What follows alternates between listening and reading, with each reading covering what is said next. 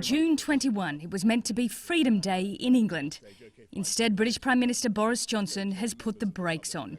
Even if the link between infection and hospitalisation has been weakened, it hasn't been severed.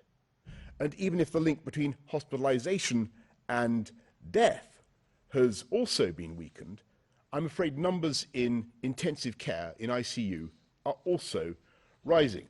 To give the NHS that extra time, we will hold off Step 4 openings until July the 29th.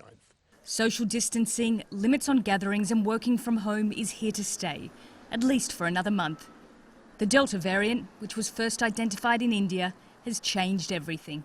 There are still millions of younger adults who have not been vaccinated, and sadly, a proportion of the elderly and vulnerable may still succumb even if they have had 2 jabs.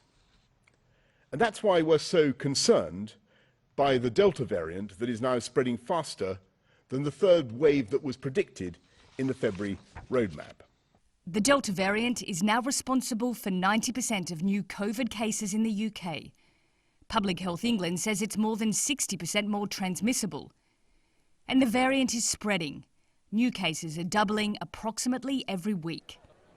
Some experts say the UK is already facing a 3rd wave of infections. I think we can press pause with the opening up we currently have rather than taking a step back and monitor how that goes. And the second thing actually is to accelerate the second doses in particular. We've got large numbers of people in the top 9 priority groups, those over the age of 50 and with underlying health conditions who haven't had their second dose. More than half of all adults in the UK have received both doses of the vaccine.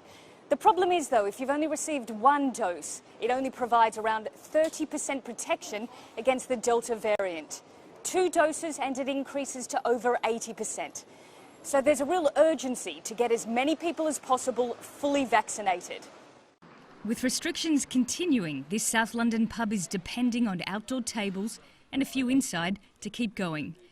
Dining capacity is down 75%, but the owner says there's plenty of demand to eat out.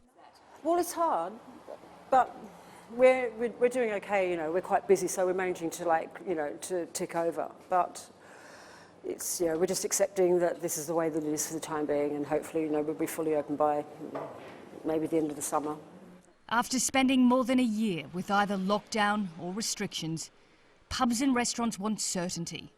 But there's not much of that in a pandemic. Nicole Johnston, CGTN, London.